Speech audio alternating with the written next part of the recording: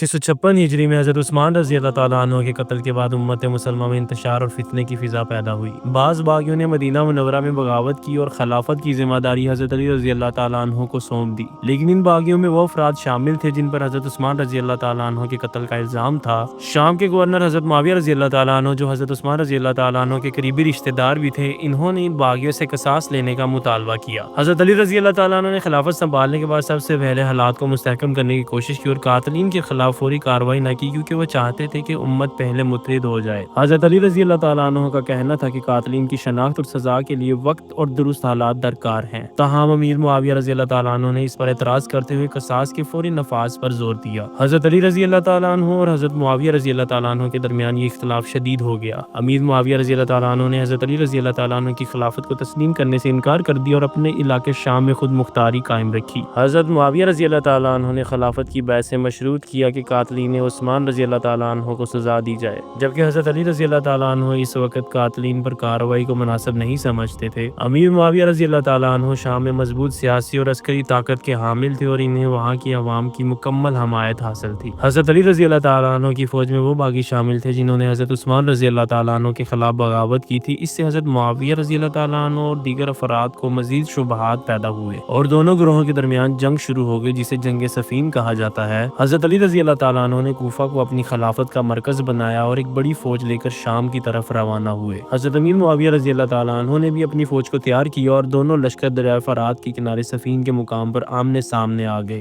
دونوں فریقین نے جنگ سے پہلے مسئلے کو بات چیت کے ذریعے حل کرنے کی کوشش کی، لیکن مذاکرات ناکام ہو گئے، کیونکہ حضرت علی رضی اللہ تعالیٰ عنہ اور حضرت معاویہ رضی اللہ تعالیٰ عنہ دونوں اپنے اپنے موقف پر قائم رہے۔ دونوں افراد کے درمیان کئی ہفتے تک چھوٹے چھوٹے مارکے ہوتے رہے، جنگ شدید ہوتی گئی اور دونوں طرف سے ہزاروں مسلمان شہید ہوئے۔ جنگ کا سب سے خون ریز مرحلہ لیلۃ الحریر کے نام سے جانا جاتا ہے۔ یہ ایک پوری رات جاری رہنے والی لڑائی تھی جس میں دونوں طرف کے فوجیوں نے بے مثال بہادری دکھائی۔ حضرت علی رضی اللہ تعالیٰ عنہ کی فوج فتح کے قریب تھی۔ جب حضرت معاویہ رضی اللہ تعالیٰ عنہ کی فوج کو شکست کا سامنا ہوا تو انہوں نے قرآن کو نیزوں پر بلند کر دیا اور جنگ روکنے کی اپیل کی۔ اس اقدام نے حضرت علی رضی اللہ تعالیٰ عنہ کی فوج میں اختلاف پیدا کر دیا۔ کچھ افراد نے جنگ جاری رکھنے پر اصرار کیا، جبکہ دیگر نے جنگ روکنے کا مطالبہ کیا۔ جنگ روکنے کے بعد دونوں فریقین نے ثالث مقرر کیے۔ حضرت علی رضی اللہ تعالیٰ عنہ کی طرف سے ابو موسیٰ شہری رضی اللہ تعالیٰ عنہ، حضرت معاویہ رضی اللہ تعالیٰ عنہ کی طرف سے عمرو بن العاص رضی اللہ تعالیٰ عنہ مقرر کیے گئے۔ ثالثی کے عمل میں اختلاف پیدا ہوا اور یہ فیصلہ مسئلے کو حل کرنے کی بجائے مزید تنازعات کا سبب بنا۔ حضرت علی رضی اللہ تعالیٰ عنہ کی فوج کا ایک گروہ ثالثی کے فیصلے سے ناراض ہو کر الگ ہو گیا۔ یہ گروہ خوارج کے نام سے مشہور ہوا اور حضرت علی رضی اللہ تعالیٰ عنہ کے خلاف بغاوت کر دی۔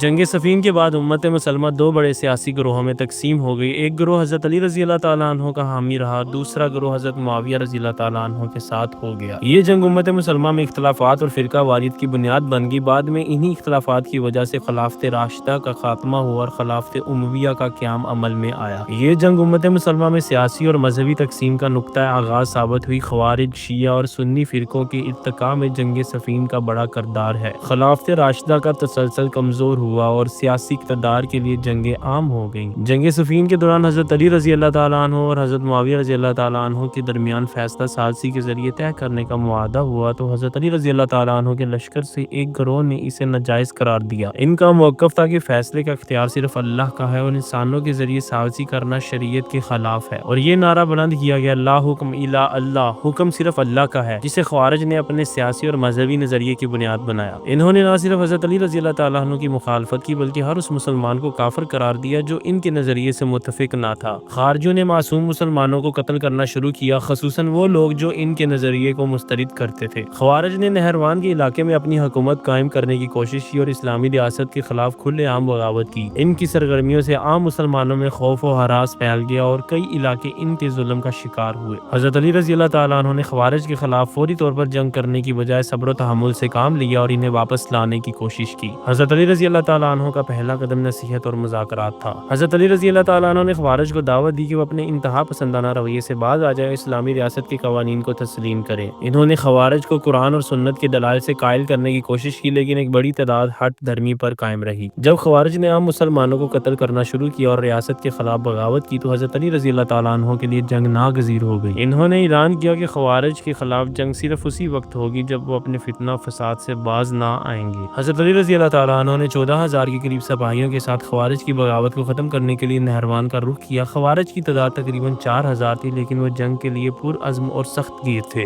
حضرت علی رضی اللہ تعالیٰ عنہ کا دوسرا اقدام یہ تھا کہ حضرت علی رضی اللہ تعالیٰ عنہ نے خوارج کو آخری موقع دیا اور اعلان کیا کہ جو لوگ جنگ سے پہلے توبہ کر لیں گے انہیں معاف کر دیا جائے گا۔ اس اعلان کے بعد خوارج کے ایک بڑے حصے نے ہتھیار ڈال دیے اور حضرت علی رضی اللہ تعالیٰ عنہ کے لشکر میں شامل ہو گئے اور صرف 1800 کے قریب خوارج جنگ کے لیے باقی رہ گئے۔ خوارج نے اپنی جانب سے حملہ کیا، لیکن ان کی تعداد کم اور حکمت عملی ناقص تھی۔ حضرت علی رضی اللہ تعالیٰ عنہ کی قیادت میں اسلامی لشکر نے خوارج کو شدید شکست دی۔ تقریباً تمام خوارج مارے گئے، جبکہ حضرت علی رضی اللہ تعالیٰ عنہ کے لشکر سے صرف چند سپاہی شہید ہوئے۔ خوارج کی طاقت وقتی طور پر ختم ہو گئی، لیکن ان کے باقی ماندہ افراد نے اپنی شدت پسندانہ سوچ کو جاری رکھا، جو بعد کے ادوار میں بھی مسائل کا سبب بنی۔ اس جنگ نے مسلمانوں کو یہ سبق دیا کہ انتہا پسندی اور فرقہ واریت امت کے لیے تباہ کن ہو سکتی ہے۔ حضرت علی رضی اللہ تعالیٰ عنہ کی جانب سے حکمت اور عدل پر مبنی فیصلے آج بھی قیادت کے لیے مثال ہیں۔ حضرت علی رضی اللہ تعالیٰ عنہ نے اپنے عمل سے ثابت کیا کہ وہ صرف اقتدار کی جنگ نہیں بلکہ اسلام کے اصولوں کے محافظ تھے۔ انہوں نے فساد پھیلانے والوں کو معاف کرنے اور مذاکرات کے ذریعے مسئلہ حل کرنے کو فوقیت دی۔ اس جنگ کے بعد وقتی طور پر اسلامی ریاست میں امن قائم ہوا، لیکن داخلی اور دیگر سیاسی تنازعات ختم نہ ہو سکے۔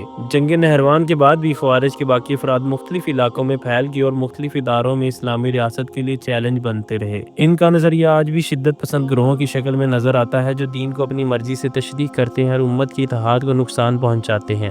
جنگ نہروان اسلامی تاریخ میں ایک سنگ میل کی حیثیت رکھتی ہے۔ یہ جنگ صرف ایک عسکری معرکہ نہیں تھی بلکہ ایک فکری اور نظریاتی تنازع کا حل بھی تھی۔ حضرت علی رضی اللہ تعالیٰ عنہ کی حکمت عملی، عدل اور دین سے محبت ہر دور کے لیے مشعل راہ ہے۔ اس جنگ سے ہمیں یہ سبق ملتا ہے کہ امت کے اتحاد اور اعتدال کو ہمیشہ فوقیت دینی چاہیے اور انتہا پسندی سے بچنا ضروری ہے۔ اسی طرح کی انفارمیٹیو ویڈیوز دیکھنے کے لیے ہمارے چینل کو لائک کریں، سبسکرائب کریں اور بیل آئیکن کا